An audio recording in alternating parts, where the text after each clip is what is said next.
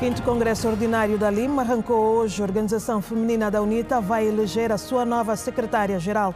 A Comissão Europeia anuncia financiamento de mais de 300 milhões de euros de ajuda humanitária no Líbano. Sexta-feira, 4 de outubro de 2024, o Hoje Notícias começa agora.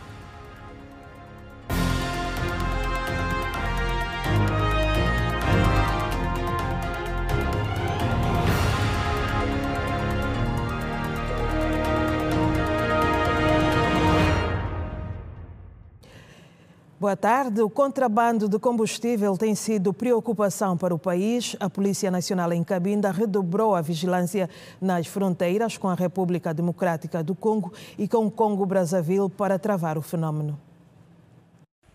A situação de contrabando de combustíveis continua a ser um problema para o país, em particular em Cabinda. A província faz fronteira com dois países, a República Democrática do Congo e a República do Congo-Brazzaville, e partilham uma vasta fronteira, facto que tem estado a influenciar no tráfico de combustíveis. O comandante provincial da polícia, Francisco Batista Notícia, decidiu constatar as fronteiras de Tendekele, Yema e Abi, apontadas como as mais utilizadas pelos contrabandistas. Francisco Notícia disse no final das visitas que o objetivo consiste em reforçar medidas de segurança nas fronteiras. Tendo em conta aquilo que é a preocupação do Executivo relativamente ao contrabando de produtos petrolíferos e seus derivados, a imigração ilegal e outros tráficos, aproveitamos avaliar as medidas, ver o quanto estamos a fazer com relação a essa questão do contrabando e, se quiserem saber, nós saímos daqui satisfeitos.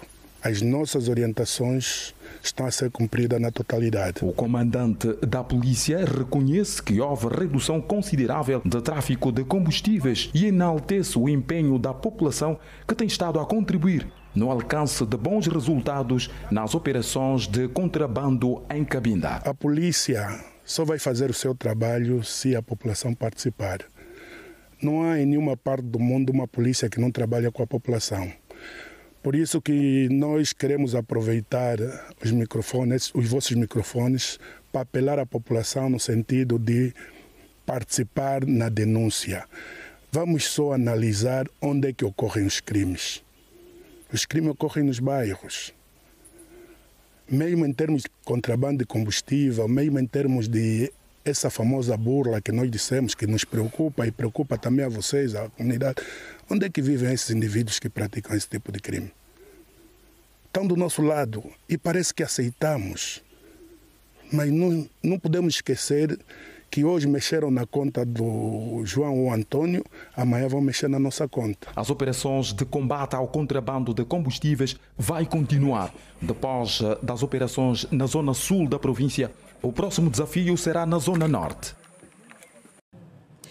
Vamos olhar agora os passos dados no que diz respeito à melhoria do saneamento básico. Em algumas zonas de Luanda, há bairros que se mostram hoje com menos acumulados de lixo, mas há ainda localidades que carecem de intervenção urgente. 4 travessas do mercado do Roger Renda, que movimenta centenas de pessoas que procuram artigos diversos nas lojas, estão a ser intervencionadas para melhorar o saneamento básico. A obra de iniciativa privada deixa satisfeito o comerciante Eduardo Delfino, que fala em dias melhores, tendo em conta as dificuldades que enfrenta, sobretudo em época de chuva. O tempo de chuva ficava mesmo muito tão feio, ficava muito lodo, mas agora veio a reabilitar a estrada, está sendo muito tão bonito. Se para ver quando a chuva estiver a cair, já não vai haver muito lodo. Como a chuva está, é uma preparativa que nós estamos a fazer e bom feito para nós próprios, do comerciante, como nosso cliente, porque aqui, quando chover, água é demais. Então, com essa água, estamos a aproveitar, como esse ano já vimos uma declaração que vai chover muito esse ano. E nós também estamos a aproveitar e para esse trabalho ser feito antes da chuva começar a cair. Moussa Dembélé diz que as obras que permitiu com que 30 pessoas conseguissem um posto de trabalho temporário enquadra-se na responsabilidade social dos cidadãos comerciantes do oeste de África que residem em Angola e está orçada em mais de 400 milhões de kwanzas. Até que no realmente chega a 30 pessoas, mas vai ser aumentado mais a partir de amanhã.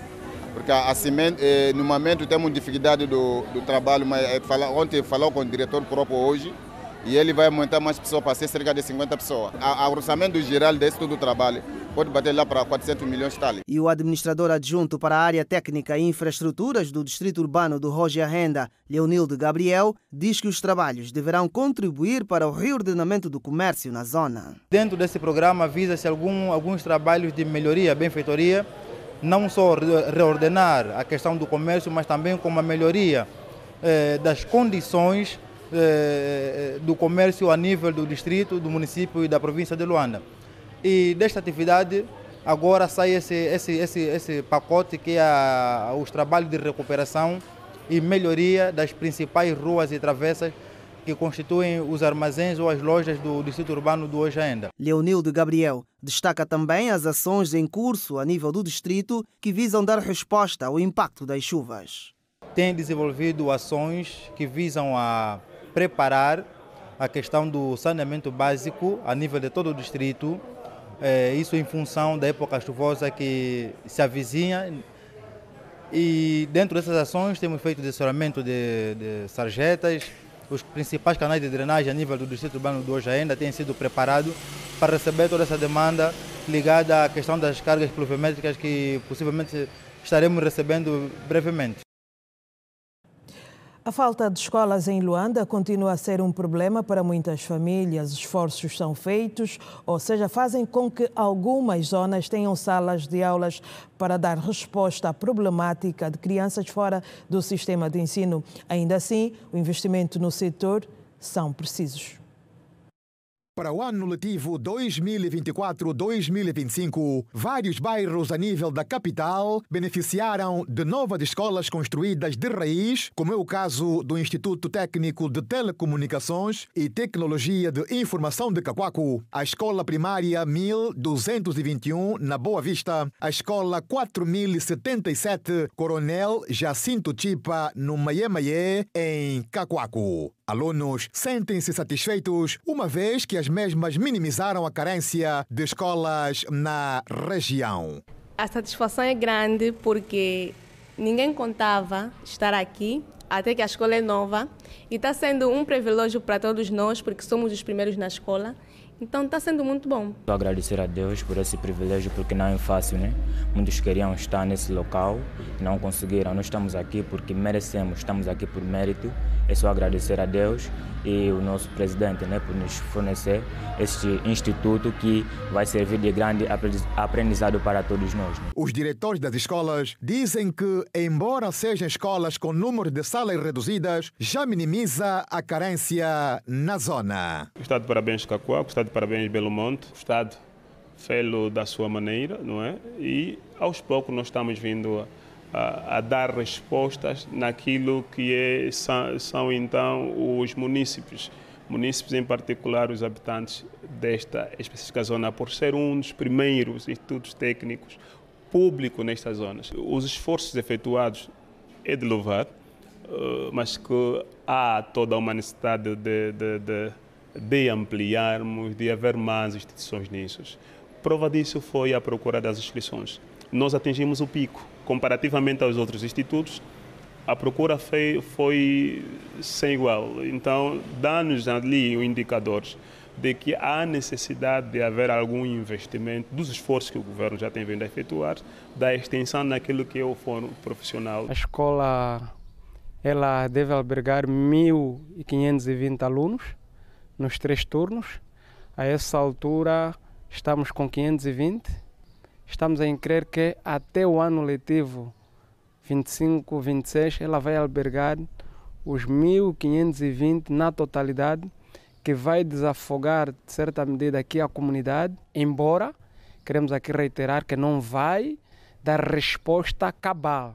No momento, o município de Cacoaco conta com cerca de 99 escolas públicas, o que corresponde a 1.080 salas de aula em funcionamento, o que não é suficiente para a satisfação da demanda populacional, segundo o diretor municipal da Educação de Cacoaco. Para este ano letivo, nós arrancamos com mais 3 escolas novas, que é a escola 4.050, a escola primária 4.052, que é aqui no bairro Vangondo, o Instituto de Telecomunicações número 4.002 e o complexo escolar número 4.077, Coronel Jacinto Chipa, no bairro Maié. O diretor reitera ainda que várias escolas na região têm acesso à alimentação escolar. O município de Cacoaco serve alimentação escolar, que é diferente da merenda escolar.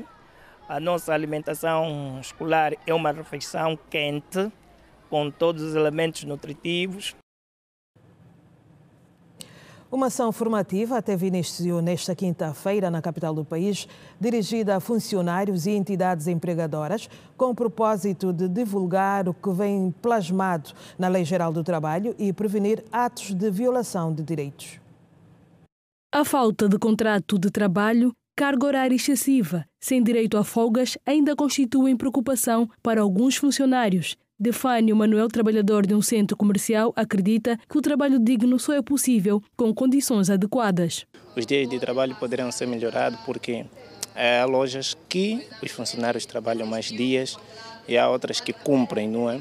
Por exemplo, na minha, há o cumprimento, há colegas que têm folgas e há colegas que desfrutam muito bem da folga, mas diferente de outras lojas, há colegas que trabalham todos os dias da semana sem folgas. E é uma questão que deve ser melhorada. O contrato, conforme foi frisado cá, não é? Lojas já devem assinar o mesmo contrato com os funcionários. Então, o prazo mínimo experimental, não é? São de 30 dias. Acho que após os 30 dias, cabe o empregador e o empregado celebrarem o contrato, coisa que não acontece em algumas das lojas cá. A Inspeção Geral do Trabalho, em parceria com o grupo African Sarais, realizam durante 2 dias seminários sobre a educação jurídico-laboral no âmbito da campanha Trabalho Digno. O diretor provincial do Instituto Nacional de Segurança Social, Blanche Chendovava, declarou que a violação do direito dos trabalhadores, como a não inscrição na Segurança Social, não ocorrem somente em empresas estrangeiras e tais atos são puníveis por lei. Na verdade, o incumprimento é transversal a várias instituições, né? E não só aquelas tuteladas por cidadãos de nacionalidade chinesa. Porém, para todas as empresas que não cumprem com as obrigações contributivas à segurança social, há as devidas penalizações.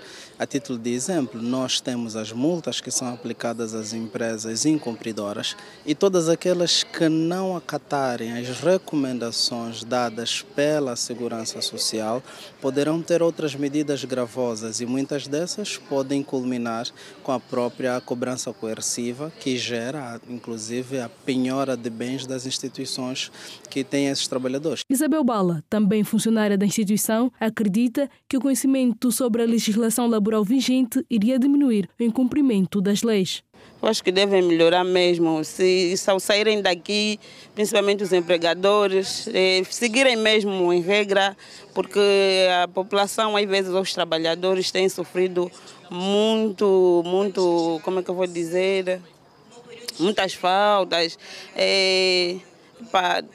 Muitos de nós só trabalhamos, na realidade não conhecemos as leis de trabalhamos, então por necessidade aceitamos tudo. O inspetor-geral Manuel Bolle afirma que várias infrações têm sido cometidas por falta de entendimento de ambas as partes. Por cima da mesa, nós podemos chegar a um momento de entendimento em que quer de um lado, quer do outro, tem sim um déficit no que diz respeito à melhor compreensão da legislação laboral. Daí, nós, nesse quadro de atividades que temos estado a realizar, estarmos aqui hoje na cidade, em Cacoaco, nesse estabelecimento comercial Nova Era, para emprestar este conhecimento e, na verdade, vai ser um momento de partilha, não é, de informações para que nós estejamos todos por dentro daquelas que são as linhas orientadoras para que o empregador possa realizar as suas atividades empresariais da melhor maneira possível. O PCA do grupo, Jacques Wang, reconhece o incumprimento das leis e acredita que isto se deve por falta de conhecimento da lei geral vigente no país. Algumas pessoas realmente eles não respeitam, não cumprem a lei trabalhista, mas muitas pessoas eles não têm conhecimento e eles precisam compreender a lei trabalhista. É importante nós fazermos mais eventos. A UNITA anunciou durante uma conferência de imprensa aqui em Luanda que vai dar início a partir do dia 15 deste mês a uma jornada de auscultação que visa ouvir a população sobre as preocupações do momento. O líder da bancada parlamentar do Partido do Galo Negro voltou a falar sobre a lei da nova divisão político-administrativa do país. O presidente da bancada parlamentar da UNITA destacou a realização de jornadas nas comunidades que terão início em 15 de outubro, com o objetivo de ouvir a população angolana e entender suas preocupações frente à crise generalizada que o país enfrenta. Vamos realizar jornadas nas comunidades da província da Huila, uma amostra da população angolana. Vamos ouvir e escutar a voz do povo. Vamos sentir o pulsar dos mais velhos e dos mais jovens. Vamos dialogar com as associações, com os sindicatos, com os líderes comunitários, com os trabalhadores em geral.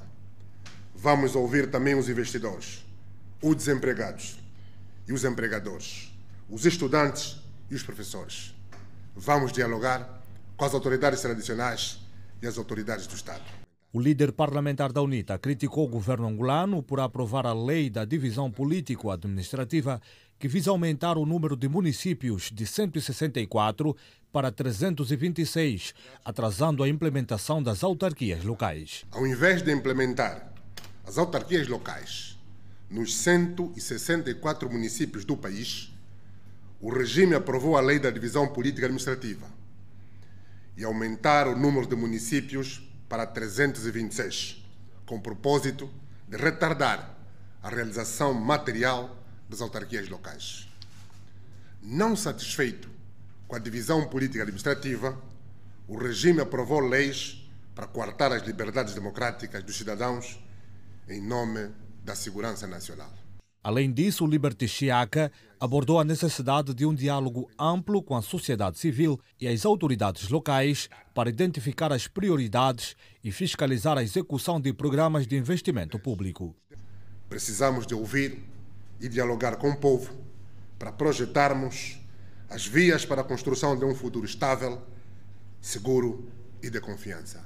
Dialogar com as entidades representativas da sociedade civil, incluindo os sindicatos, as organizações não governamentais, as autoridades tradicionais e as autoridades eclesiásticas. A UNITA reafirma seu compromisso em dialogar com os cidadãos para entender suas aspirações e garantir que a soberania popular seja respeitada. E arrancou hoje o 5º Congresso Ordinário da Lima sob o lema Proximidade, Empoderamento e Liderança Transformadora. O Congresso conta com a presença de 751 delegadas das 18 províncias do país e da diáspora. A Edna Firmino acompanha o evento e entra para este jornal com outros detalhes. Edna, boa tarde.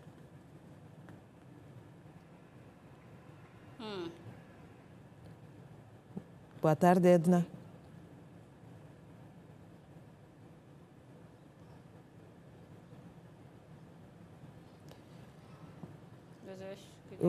Informações que temos é que o Congresso já terminou e vamos ao contacto com a Edna Firmino. Aliás, já começou o Congresso.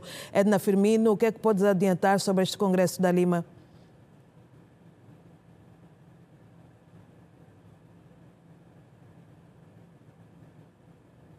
Tarde em estúdio, proximidade, empoderamento, liderança transformadora é o lema do 5º Congresso da Lima, que junta mais de 751 mulheres das 18 províncias do país. Este congresso vai culminar com a eleição ao cadeirão máximo da Lima. Nós vamos em conversa com a Navita Angola, ela que é a porta-voz do Congresso, para nos dar mais subsídio sobre o que estamos aqui a vivenciar. Boa tarde, fala em direto para o Hoje Notícia. O que é que vocês prepararam para esse 5º Congresso e quais são as candidatas que concorrem ao cadeirão máximo da Lima? Muito boa tarde.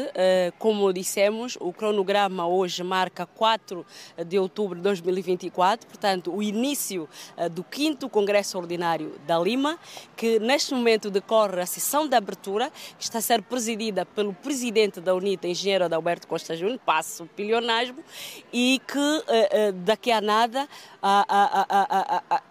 as delegadas, 751 delegadas, vão entrar para o momento dos debates sobre as linhas programáticas, vão olhar para o relatório dos 4 anos do mandato da Presidente e o seu executivo cessante e ainda vão olhar para aquilo que é o programa para os 4 anos. As teses aprovadas ontem pelo Comitê Nacional cessante também vão ser postas aqui em discussão, que têm que ver, sobretudo, com os desafios da mulher, não só a mulher da UNITA, mas a mulher angolana, naquilo que é a sua participação ativa na busca de soluções para que os angolanos parem de passar fome, pobreza e tudo mais, e sobretudo a problemática da violência doméstica, a sua participação mais representativa nas instituições e que depois disso, amanhã, no período da tarde, vamos ter um momento mais alto, que é a eleição da futura presidente da Liga da Mulher Angolana. Lembrar que concorrem para o cadeirão máximo da Lima Cesaltina Kulanda, Etina Capapelo e Alice Sapalalo. Até lá, o ambiente continua de fraternidade, de democracia e de festa.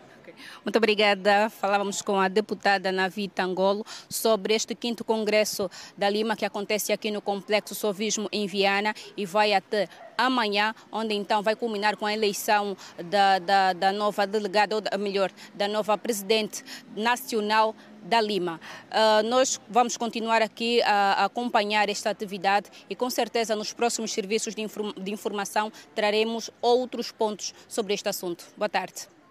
Boa tarde, Edna Firmino, que com certeza continua a acompanhar este 5º Congresso da Organização Feminina do Partido UNITA.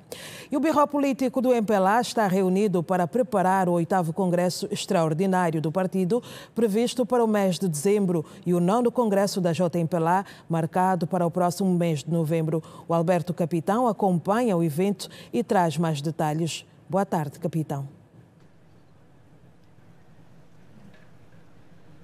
Viva, muito boa tarde, Celestina Zola, e a quem nos acompanha por esta altura. De resto, esta terceira sessão extraordinária do Birro Político está a preparar a próxima reunião do Comitê Central, que deve acontecer já na próxima semana aqui em Luanda. Uma reunião do Comitê Central que vai olhar fundamentalmente para a preparação do 9º Congresso Ordinário da JMPLA, Força Jovem do MPLA, que acontece entre os dias 21, 22 e 23 de novembro. O Congresso da JMPLA vai fundamentalmente olhar para diversos assuntos desta Força Jovem do MPLA, mas também eleger o novo secretário nacional que vai substituir Crispiniano dos Santos. Esta reunião do Birro Político do MPLA, que está mesmo a terminar agora, vai também analisar, no caso está também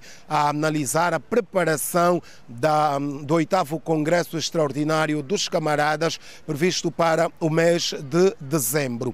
Outro tema que faz destaque no encontro realizado sob orientação do presidente do MPLA, João Lourenço, em que participam também a vice-presidente Luísa Damião e outros membros do Birro Político, está a analisar e a olhar para as propostas de secretários provinciais nas províncias do Ambo, Bié, Cabinda e também Kwanza Sul. E porquê destas províncias? Porque estas províncias recentemente viram alteradas a liderança, estamos aqui a falar dos governadores provinciais, daí que há a necessidade de serem eleitos os novos secretários ou primeiros secretários provinciais, que de resto serão os novos governadores, no caso, por exemplo, do Ambo, que tem Loti Nolika ainda a dirigir o partido, mas como sabemos, Loti Nolika foi exonerada do cargo de governadora provincial do Ambo.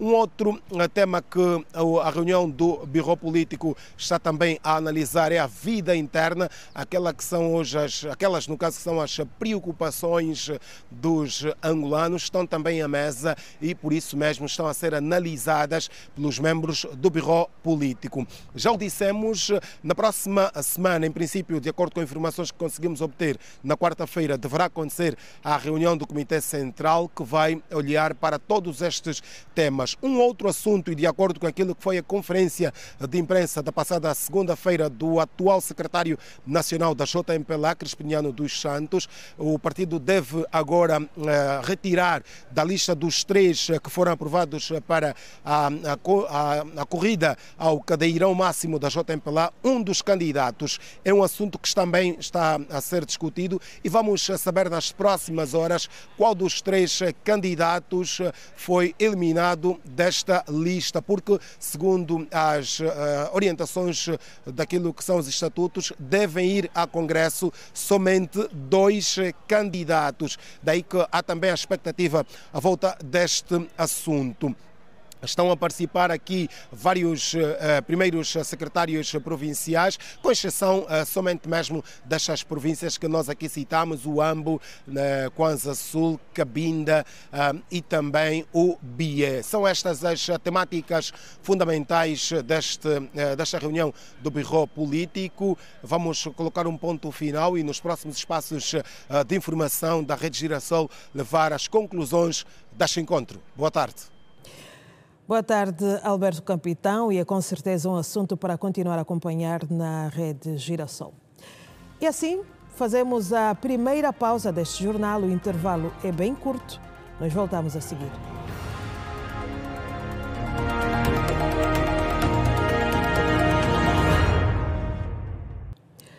E terminou nesta quinta-feira a 5ª Conferência Internacional sobre Petróleo e Gás, com foco no desafio do aumento da produção. O dia foi dedicado a especial atenção às questões que visam garantir um ambiente favorável de negócios e aplicação da lei de conteúdo local. O segundo e último dia da 5ª edição da Conferência Angola Oil and Gas focou na atração de investimentos para o setor petrolífero.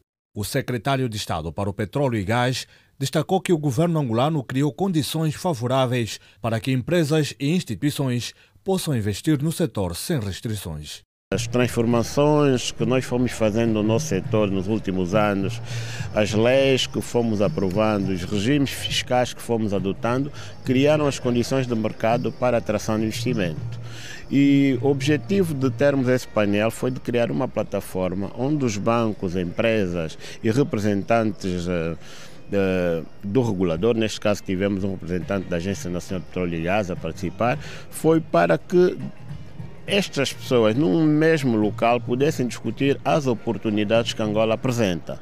E aí cabe às empresas e os bancos encontrarem na realidade um ponto comum para que possam financiar e executar esses projetos. A implementação da lei do conteúdo local é uma prioridade do governo, que acredita que a indústria petrolífera angolana já está madura e favorece a inserção de empresas com mais quadros nacionais. Mas essa inserção tem que ser feita com qualidade, tem que ser feita com conhecimento e tem que ser feita também com a capacidade financeira necessária. O conteúdo local é para ser implementado e entre os órgãos governamentais e as empresas vamos ter que encontrar soluções. Hoje a participação das empresas angolanas é de apenas 2% e nós precisamos de reverter este quadro urgentemente para que possamos atingir 20%. A ACEI, a associação, lançou ontem uma campanha Action for 20%, ação para 20%, que visa mesmo reverter este quadro até 2027. A Sonangol expressou confiança em manter a produção nacional de petróleo em 1 milhão de barris por dia, com uma garantia individual diária de 200 mil barris. Nós, como empresa nacional, temos uma média de 200 mil barris de óleo por dia dentro da produção nacional e pensamos que são os níveis que nós vamos procurar manter este nos próximos anos. Projetos estão vários em linha. Temos os 2 grandes projetos em que nós somos parceiros, a Gogo e o outro ligado ao Bloco 20 Caminho, temos os nossos outros projetos a nível da nossa atividade, que estão a manter os nossos níveis de produção, e desta forma eu creio que o número de projetos, a atividade de exploração e produção, os desenvolvimentos em curso vão permitir que não só produzamos, mas que possamos também substituir as reservas que vão sendo produzidas. Segundo a organização do evento, a conferência superou as expectativas, reunindo 68 empresas e investidores de 42 países. Superou as expectativas. Este ano tivemos grande parte da população internacional a vir. A condição que a gente apresentou aqui tem sido muito agraciada. Já temos a 6ª conferência confirmada para o ano que vem. Todos os participantes querem vir maiores, mais delegados, mais pessoas em interesse. Então eu acho que Angola conseguiu o seu grande objetivo, que é primeiro marcar um pé forte na África como um grande produtor e, mais do que isso, agora está-se a tornar um grande forte disseminador do conhecimento do petróleo. Com o objetivo de impulsionar a exploração de petróleo e gás em Angola e sua posição no mercado mundial, a conferência teve como lema conduzindo a exploração e o desenvolvimento para o aumento da produção petrolífera nacional. O cardeal Dom Alexandre do Nascimento foi homenageado no complexo hospitalar que ganhou seu nome. Profissionais de saúde e outras individualidades voltaram a sublinhar no momento prestigiado pela ministra da Saúde, Sílvia Lutucuta, a grandeza da obra do cardeal que partiu para outra dimensão da vida aos 99 anos.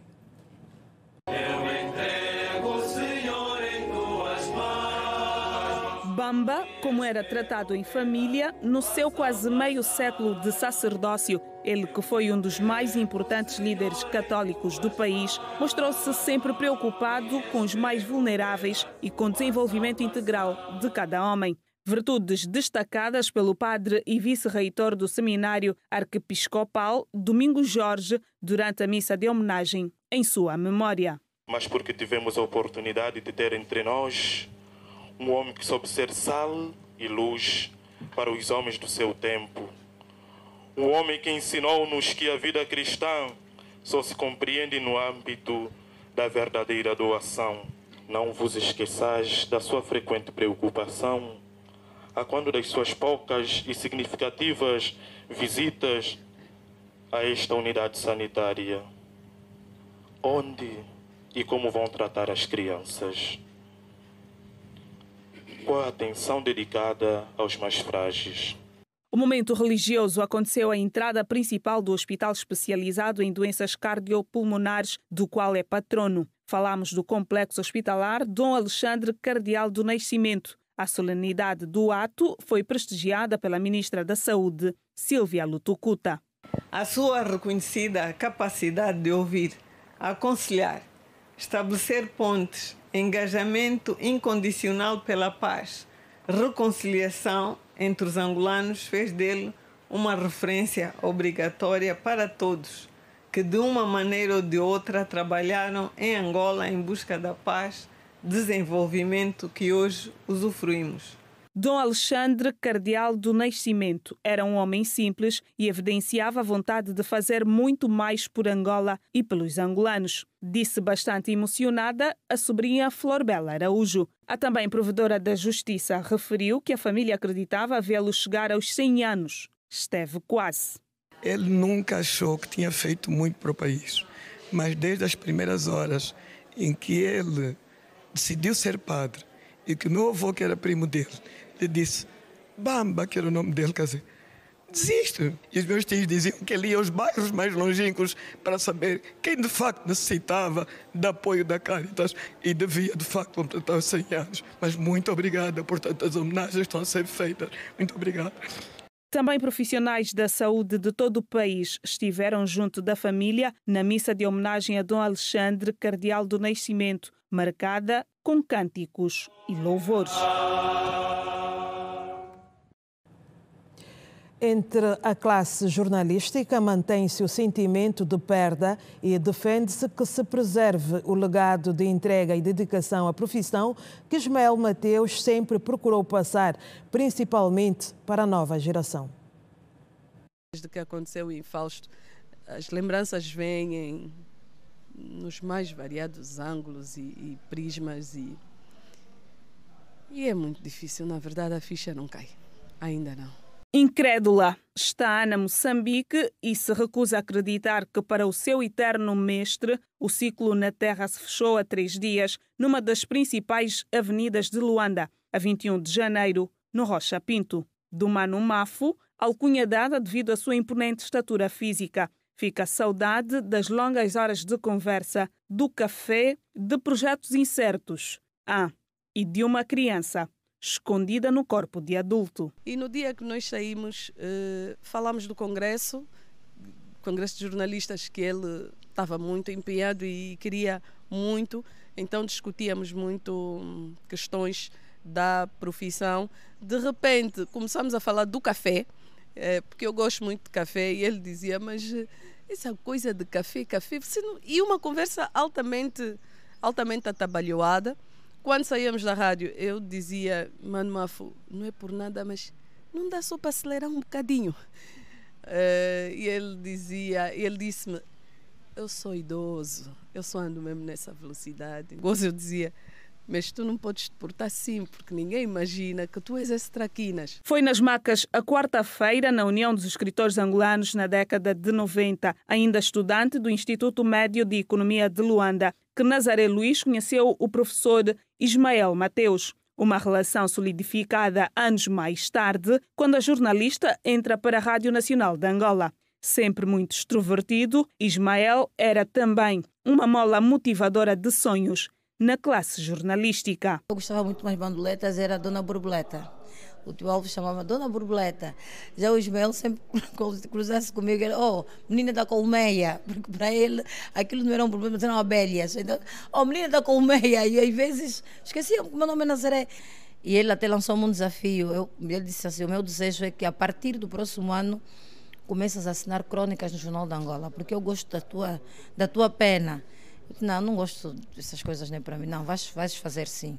Eu estou aqui para te ajudar, para fazer a revisão de textos. Infelizmente, chegou a morte traiçoeira que não avisa ninguém. Foi nos vários ciclos formativos que António Capapa privou com o cidadão Ismael. A formação da classe era a sua grande preocupação. Na área de jornalismo, sentia que o Ismael sempre manifestou preocupação para que pudéssemos ter um jornalismo mais isento, um jornalismo mais credível, e isso mesmo nós podíamos notar na forma, digamos, na liberdade com que ele criava os seus textos, os seus artigos, em que se denotava que o Ismael tinha uma grande preocupação relativamente a alguns fenómenos. Ismael Mateus, Mano Mafo, professor, mafumeira, mestre para uns e para a sociedade, cidadão Ismael. Até sempre.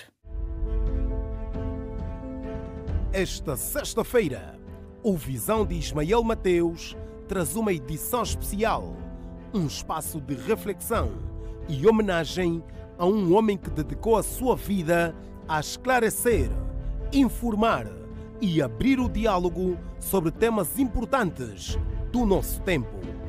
Reconhecido por trazer clareza aos temas mais importantes da sociedade, Ismael Mateus marcou a história da rádio e da televisão em Angola, com o seu compromisso de proporcionar uma visão mais aprofundada dos acontecimentos da atualidade. Às 21 horas, celebramos a sua trajetória, a sua visão e a sua incansável missão de trazer a verdade à tona. Visão de Ismael Mateus, uma homenagem a quem nos ensinou a ver além do óbvio. Não perca!